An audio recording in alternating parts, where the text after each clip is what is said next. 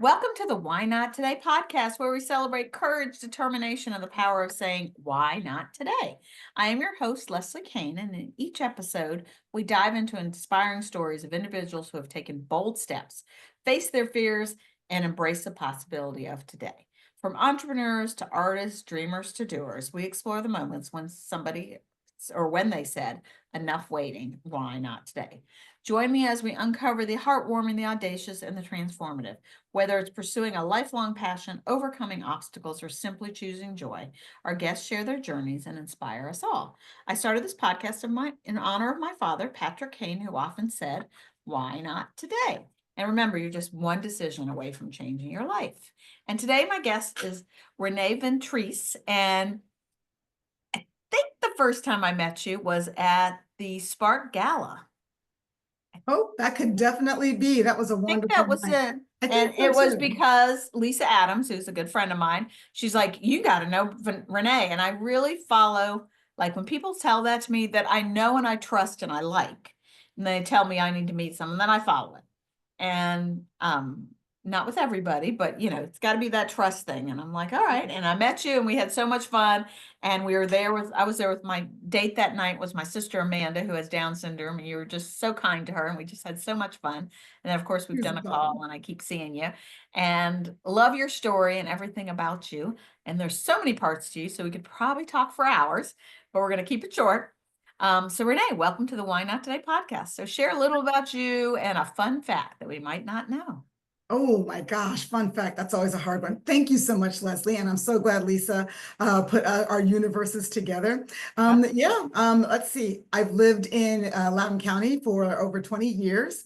And I have my husband and I have been together 32 years. My husband's name is Don. He's in cybersecurity. Congratulations. We have one child, Gino Natale, who he lives in Aw. Nashville now, and he's 26. And my pride and joy, my 19-year-old Jack Russell Beamer, who, since Gino left the house, now Beamer is the main recipient of all of my affections. Oh yeah, and Don too.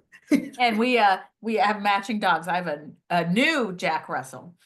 We do. They have the And same face. they There's look only a two lot types of Jack alike. Russells. Yeah, I Yeah, think it's there's only funny. two. It's funny today. A friend of mine who has a dog that's the same shape and size as my dog, but different breed. But she texts me and she goes, "We saw you walking, and my dog is going crazy. She wants to play with Iggy." She goes, "Can I come pick Iggy up and take her out?" And so she took her away for an hour to play, and I kept looking, "Where's the dog?" Like I don't think I've been Oh, here in the house without the dog since I got her. doggy play So, dates are the greatest. The only yeah. time in my life that I didn't have a dog was while I was in the Navy and I was living in the barracks. Well, So other than that, I've had a this is dog almost my totally entire new to me. life. I inherited her a year and a half ago, and so I'm still learning. Like some days I'm like, oh, I forgot I have to feed her, walk her, or I plan a It's trip, but I'm guilty. like, oh, I need somebody to take care of her. What am I going to do? She'll So tell yeah, you what she needs. Don't worry. she does. So Renee, what's a fun fact about you? Fun fact about me. Well, let's see. People already know that I danced on stage with Prince in 1990. So Who's everybody? I didn't another know that. That's a pretty cool thing. Oh yeah, I was on the cover of Ashburn magazine. No, I wasn't on the cover. I was in Ashburn magazine. And he told my Prince story. So that's a fun fact. But the other big fun fact is I am one of the best centipede video game players on the planet. It's just the Never truth. even heard of that game, so I'm not a 80s. video game girl I'm at a all. big 80s video game freak. Matter of fact, for my birthday a few years ago, my husband got me a stand-up video game like you find in an arcade, and it's got Centipede and Donkey Kong and all the different games on it. And so I may lose a few games here and there now and then, but I am obsessed with the video game Centipede. And sometimes I even play until 2, 3 in the morning by myself in my basement, blasting 80s music, dancing around, doing the thing. So Well, that's why I don't play those things because I caught myself. I used to play like the solitaire, and then when my nieces and nephews were little, they had those Webkins. Do you remember those things? I remember those. And Sure. so I would late night, I'd be exhausted. And this is before all the social media. I'd be playing Webkins and getting them points. I'd log into their account and wake up and they had all those points. Oh I'm like, my, I gotta stop this craziness. that's hilarious. Yes. So what does courage mean to you, Renee? All right, so I even wrote it down so I didn't forget. So Okay. to me, Courage is knowing that it may hurt or it may fail, but you do it anyway. So true. Yeah, I mean, I've applied that in a lot of different ways in my life. And it's not even just about it maybe hurting or failing, or it will expose you in some way. Like there's a vulnerability attached to what it is that you're doing. And you know well, that can be the painful part, right? Yep, But you do it absolutely. anyway because you know it needs to be done. And it's something that compels you. You're compelled to take action, and you take action regardless of any, personal consequence that might bring. Yeah, and what do they say? Imperfect action, or yeah, imperfect action is better than perfect anything. And I think that's the message with Why I Not Today. think, You got to do it. yeah, I think the word perfect isn't even, it is not a real thing. I mean, Yeah. there are two things in the world that are perfect: lasagna and dogs. Okay, I was gonna thought you were gonna say Jesus, but lasagna and dogs. Lasagna Love and dogs, yeah. Okay. I love lasagna and I'm loving dogs, so love that. All right, so you've got a really cool journey, and I know when we talked, you told me a lot about it, and again, we could be here forever, so we got to condense it. So you're in the military, you had some bumps in the road, you have a business, you're into wine, which if you're watching live, you see her wine clock behind us. It's WineauxClock somewhere. There you go. Always WineauxClock somewhere, right? I was making So a joke in one of my wine groups. It's an international wine group, and someone says, "Does anybody else give you a weird look if you talk about drinking wine at like 10 in the morning?" And I said, "No, because I operate on European time, even though I live in Virginia. So when I get up at 10 o'clock, it's already 4 o'clock, and I've already missed my liquid lunch." So yeah, there you go. that's a strategy. I'll drink wine. I'm not a big wine drinker, and Mhm. but ice cream is uh my downfall. And so one day it was really cold out, and Robin McClure with Pinot's Palate. Fun, Robin, Yes, absolutely. fun Robin. So I was said, and she's a big wine drinker, and I was like gonna take my sister and get ice cream. She's like, "It's too cold." I'm like, "Is it too cold to drink wine?" She's like, "No." I'm like, "Touche." See, there you go. There's no temperature for wine. No temperature for ice cream. So, all Yeah. right. So when I talk to people about their courage journeys, Mhm. always people have, I found in talking to people, that they have why not today moments, that those pivotal moments in your life, you remember where you were, almost what you were wearing, what you're doing, that your life took a completely different trajectory and you had no idea where you're going. And I've also found in talking to so many people that there's a story behind the story, and where you start and where you finish are totally different, and you had no idea you would be there. So share with me your journeys, your why not today moments. Where do you Why want to not share? today? Where do you want to go? Well, so, I think I'll start with, I'll start with the start. Yeah. So military, even though I loved being in the military, I always knew that I would entrepreneur my way out of it, because I always had ideas and always had thoughts on how things could be Were better. your parents entrepreneurs, or did they work for somebody else? No, my parents, actually, my mom was an entrepreneur. She had her own home daycare in our Okay. house with toddlers. I'm sorry, not toddlers, infants, which is Okay. why everybody was shocked when I said that I was going to have a baby, because my son was only the second child that I had voluntarily held that was a baby. Don't like babies, don't like Uh-huh. children. I should have a shirt that says not safe for children. No, really, I am not child friendly. Yeah. You know, Well, I and I just asked that question about the entrepreneur because often people whose parents were entrepreneurs, they follow that Yeah, my mom really didn't trajectory. she did not inspire entrepreneurship in me, simply Okay. because she filled the house with infants and babies when I was young. And I still, to this day, I don't like the way that it sounds when a baby cries. I mean, I'm not a very maternal person. I'm fully okay with admitting that. Okay. But my father, he was in the military. He's a retired Air Force. And he always encouraged me to follow my gut on who I thought that I was. And he was always one that's like, the only time you fail is when you stop trying to win. And so, the entrepreneur in me was always a part of who I was. But having the courage to go after it was really from him. So after I left the military, I kind of floated around doing things. I was a nightclub dancer. I taught fitness. I was 40 pounds ago, I was a really great fitness instructor. And I'm not saying I was really great, like to brag. I'm just saying that I developed a really great following wherever I went. I love doing it. My passion for it came across to others. So it was a really great fit for me to be a fitness And I instructor. can understand where you probably came from, not necessarily the fitness part, but the community and the group and the people you're connected with and making Oh, it work. yeah. I mean, at whatever it is I do know that connecting with people and making them feel joy is my assignment, right? Love Making that. people feel better about themselves, about their own journeys, all those things. Making So, people feel special. yeah, so well, special, but also empowered. Like I want Right. them to feel like they not only do they deserve to have this amazing, life, which I talked to a guy today who gave me that word. It's not about what we need as women, it's about what we deserve as women and True. accessing that and giving us the permission and the grace to go for it. Yeah. Um, so when I got hurt, I tore up my ankle. I have flat feet. I didn't wear good shoes. 3 surgeries, 2006 to 2009. I spent almost 3 years in a boot. Couldn't get back into my fitness career, and that destroyed me because that's what I did. I mean, that's how I kept my weight So off. you That's how were. I danced. It was really my heart and soul. I found an opportunity to volunteer in my community as an MC. And so I was an MC at Broadlands Live for 13 years.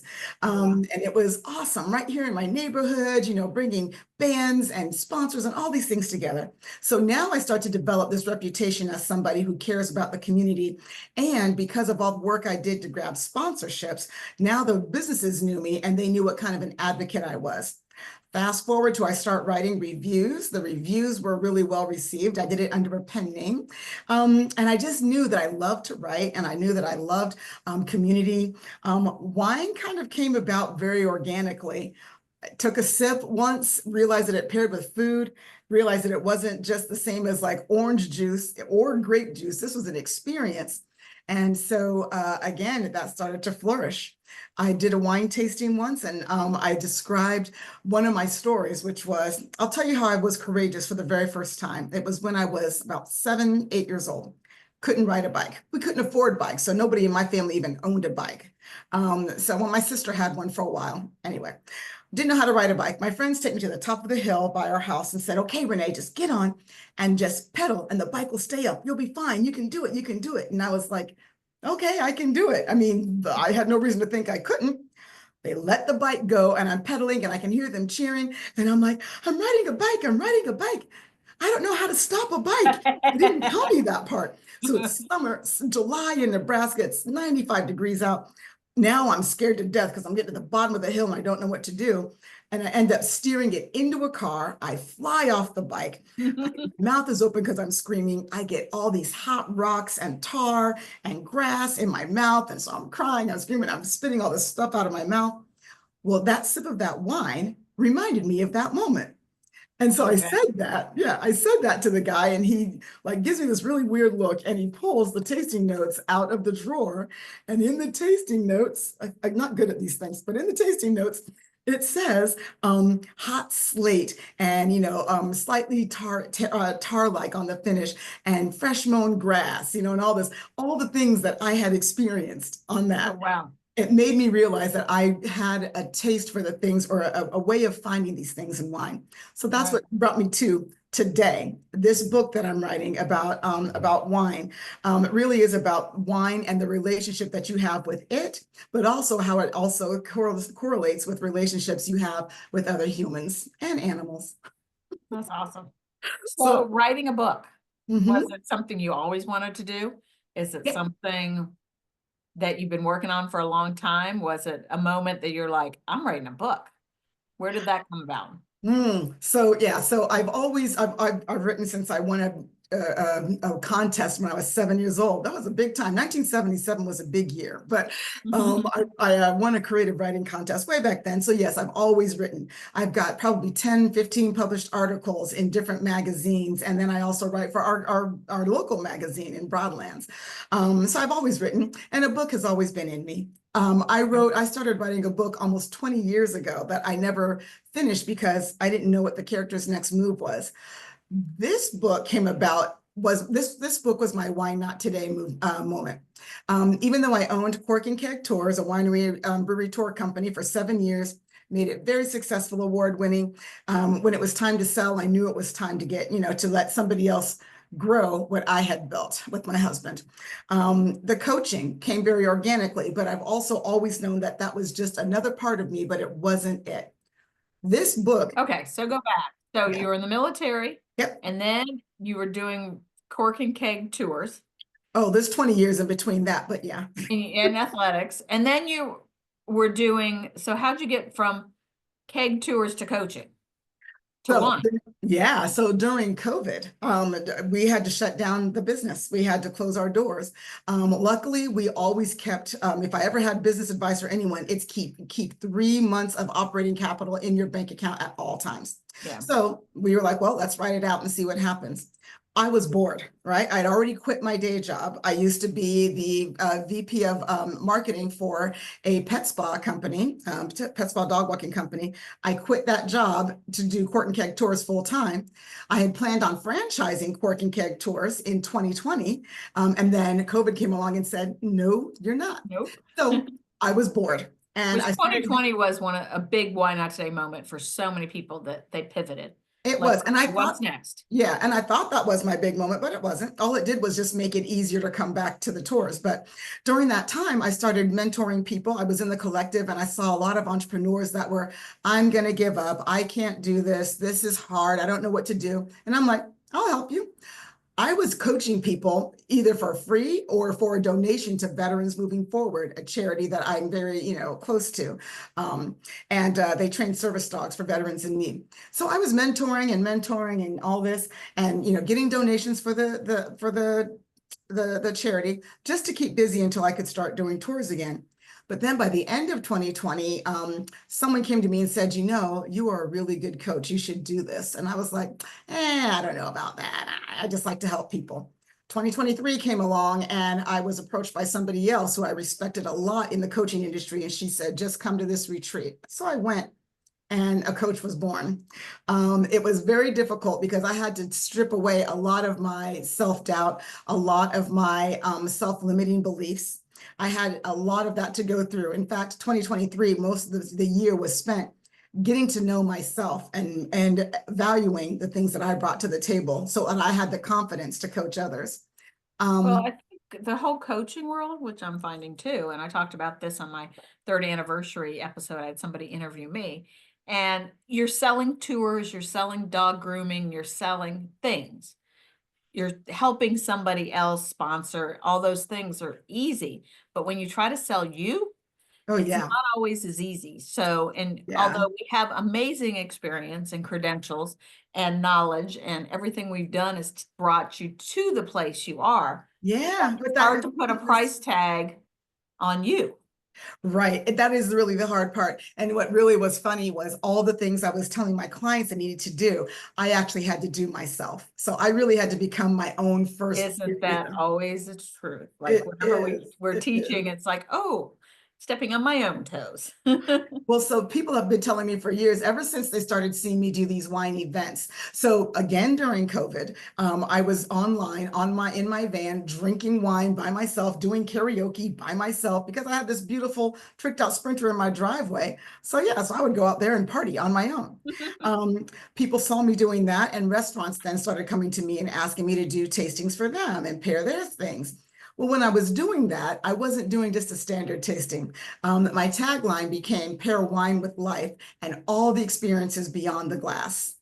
And so now I'm taking this whole new niche in wine and just leaning in. And so now people are like, Renee, you have to put this in a book. I've never heard wine described that way. You just inspired me to do something different too. You inspired me to try this wine from South Africa.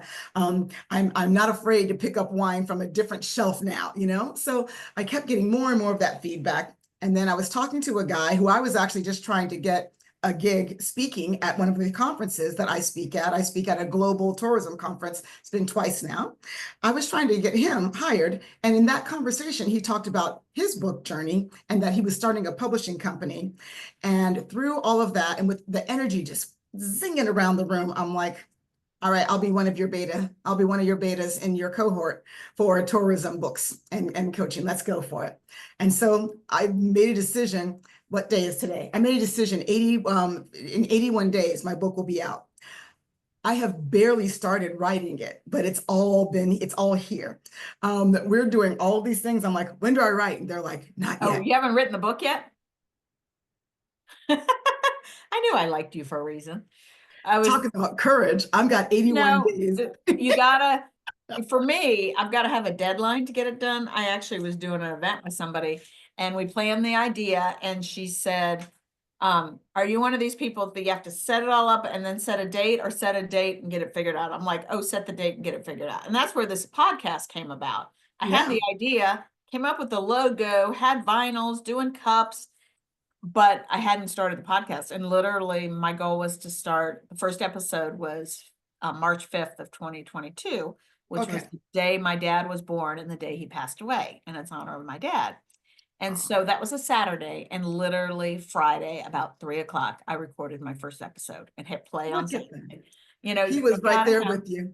He was yeah. right there with And you. so, you'll figure it out. Everything is figure outable Absolutely. because, and you throw yourself out there, you can't not, And because that's exactly the point. The day I had to make that announcement, I said, hey guys, I'm writing a book and I want to be a bestseller and I have a launch. I want you to be a part of my launch team. And that's already been working. I mean, I am already more than halfway to my first goal of getting 100 people on this launch team. I've only made, what, 2 posts maybe about it? I don't know. But I did the same thing with the podcast in 2020 again. 2019, December, Gary V. Do you know who Gary Vaynerchuk is? yeah. So Gary V put this 345 slide deck on LinkedIn and said, You were the one that told me about it. I pulled it up one day and I never did it. well, if you do it, it'll change everything. It changed everything for me. I doubled my income after doing it, and I'm not afraid to say it. And I'll put my hand on a stack of Bibles or whatever book you believe in to say that, yeah, it doubled. Because one of the things I said at first, I don't have time to watch a 345 slide deck. I got a business to run. And then 345 slides later, I had created a podcast. I had recorded 2 podcast episodes. I had completely revamped my Instagram and my Facebook strategies. I did all of this watching his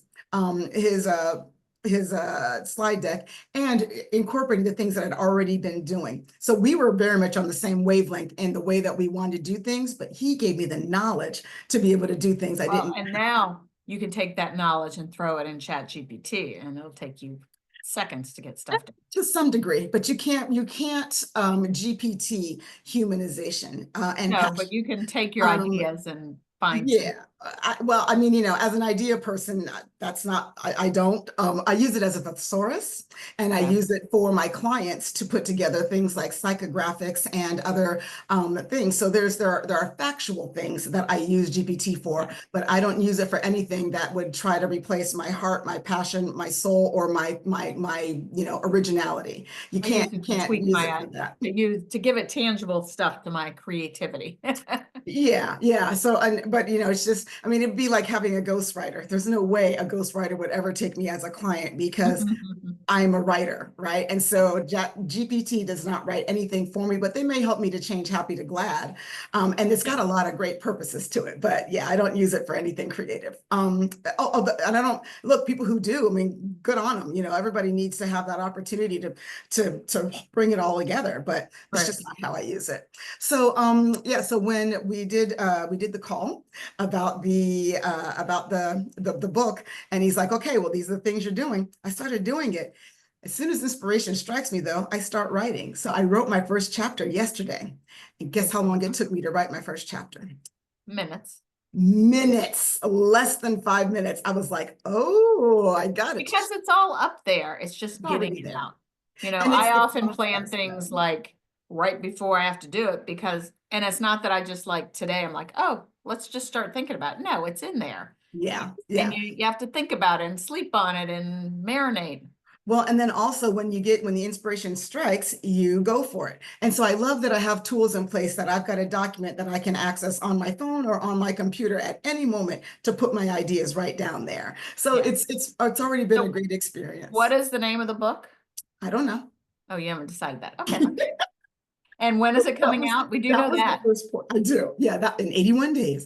It was the first, so the first poll that I did for my book launch group was, which of these 3 names resonates with you? Now, one of those names was one which I won't disclose, but one of those names was one that I already thought that I wanted. But okay, so let's go back. What's it about? So the book, I haven't decided yet if it is a relationship book with a drinking problem, or Okay. a wine book with a relationship problem. Okay.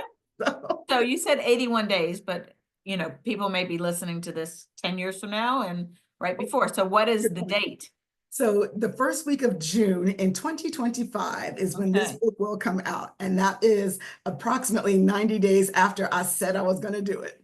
Okay. So the book is about this. The book is about your relationships with not just your relationship with wine, but your relationship with your friends, your family, your business, your partners, and yourself. Oh, and your animals, right? So each chapter is based around which wine is a mirror image of that relationship. And this is Okay. something people are like, how can you make relationships out of wine? And my answer is, oh, I don't know. I just do. I mean, it just makes sense to me. Like when I would take a sip of that wine, and it reminds me of the day that my husband and I went to our very first vineyard in Tuscany, right? Well, and they say Chianti that, will always be that experience for me, right? It'll right. always Well, and you be. have those memories that are emotional. It Mhm. ties you, like the wine will tie you to those things. And that's what makes wine an experience, not a beverage, because Right. nobody sits around saying, I'll never forget that apple juice. It was 1998. I was in a blue dress, right? That Yeah. doesn't happen. But wine does evoke those things. It And so does. the fact that from my very first sip, that mattered to me, that I was emotionally connected. It was on our wedding anniversary, approximately 1 month after our son was born in 1998. We were in Pensacola, Florida. We didn't have a pot to piss in because we were military people with no, money whatsoever. We were enlisted. It was a very special moment. And it was my husband being a big shot for our anniversary. And when we got the wine and we were eating sushi, and then we took another sip of the wine, and we're like, this wine is different than it was before. And so the sommelier comes back over, and we're like, we don't think it's bad, but something's kind of weird. The wine changed. And he was the first person to tell us about how wine actually changes with food based on what's inside of it. And Yeah. so at that moment, it's not just a glass of wine. It's the first time we really pampered ourselves with something special like this. It was us not being able to afford wine that cost more than $5 a bottle back in 1998, and still just trying to figure it out. But it became something that represented the moment that we were able to buy a bottle of Dom Perignon. We knew that we would have arrived. Well, guess what happened when we bought not our first house, because we were still poor and listed people, our first house here in Virginia. We bought that bottle of Dom, and we're like, we've been waiting for 15 years for this, or whatever it was, So yeah, you get tied to an experience with wine, and I'm very, very entrenched in that part of it. And so this book is really about the relationship. So you want to know the title of the first chapter I write in the book? Nobody else knows this yet. Well, they're going to know it now. I'm going to tell it to you. Leslie Kane exclusive on Wine Not Today. Notice I Right. said wine not today. We need to call this one Wine Not Today. Call it Wine Yes Today. I think. Yeah, exactly. What's the chapter title? My chapter title, My Toxic Ex. Love it. So, who is your when you think about your toxic ex, right? As a human, but also when we put this together and making it into a wine. And my husband laughed out loud. He was cooking dinner while I was reading him the episode, the title, and he was like, oh my God, that's hilarious. So we had to stop while I got to a certain part of the chapter. He's like, and I know exactly what moment you're talking about, blah, blah, blah. That's the reaction I'm going to get from people who read this. So on Wednesday, coming up next week, I'm actually doing my first pre-launch event, and I'll do a reading of a part of the chapter. So it's a really exciting journey that is beyond the book. The book is just a vehicle to get me where I really want to be, which is on stages, sharing entrepreneurial journeys, giving people a new perspective on wine and a way to enjoy it responsibly and in a way that really connects with them and their desires, their experiences, and then selling that book and writing the next one. There are 2 more books in the works already. All right. Well, how would you encourage somebody else to say, why not today, and do the thing they're afraid of? Yeah, so I would tell people, what's the worst that could happen, right? I mean, when you really think about taking a risk, unless you're talking about an actual adrenaline junkie risk where you could, end up an ink spot on the ground. you have to really make sure that if it means something to you and it means something to you the next day and the next day, and it's not an emotional decision, right? It's a decision on something that really is in you and really does matter to you. You owe it to yourself to do it. You deserve to do it.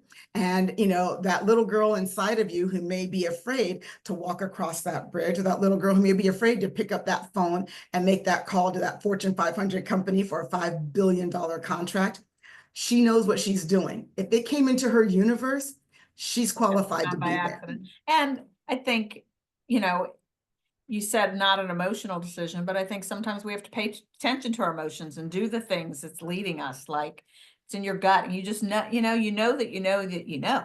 Yeah. So your Yeah. gut is a little different than the emotion where the way that I see it. For example, I was going to let go of an opportunity yesterday that I thought, you know what, my gut told me this is getting really messy.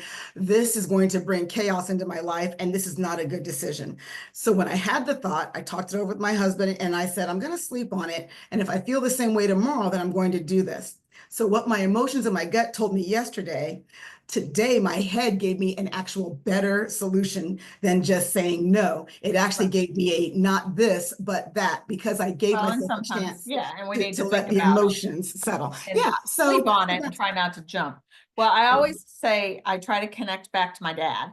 okay. And this is kind of a fun thing that I never would have caught, but you're talking about your addiction to or your fun of video games. And when we were kids, my dad, I don't know where he got it, but he got a bar version of Pac-Man, like a tabletop Pac-Man that was Yes, in a bar. And I have one. he had it in his home office and we played it all the time. And that was probably the extent of my video games. Well, next time you come over to my house, when you come to my house, we will play Pac-Man first, and then we will do whatever we were supposed to be here to do. Okay, sounds good. So, well, thank you for being a guest and sharing your courage. And yeah, the why not today, it's a journey, and we have to listen to what our heart says and be ready to see where it's going to take us. Absolutely. So, and just when if you're following Why Not Today, we have a new website that just came out, depending on when you're listening to this, but it's whynotTodayMovement.com, and we do fun events and obviously the podcast, and offer coaching and courses to help people to get the courage and give you the tools that you need to move forward in your business. So thank you everybody for joining us on this inspiring journey. Remember, every day is an opportunity to take action, chase your dreams, and make a difference. So why not today? If you enjoyed this episode, share it with a friend. And let's start a movement, because why not today? So thank you, Renee. Thank you so much, Leslie. It was a pleasure to Your be with story. you. Bye, everybody. And remember, say, why not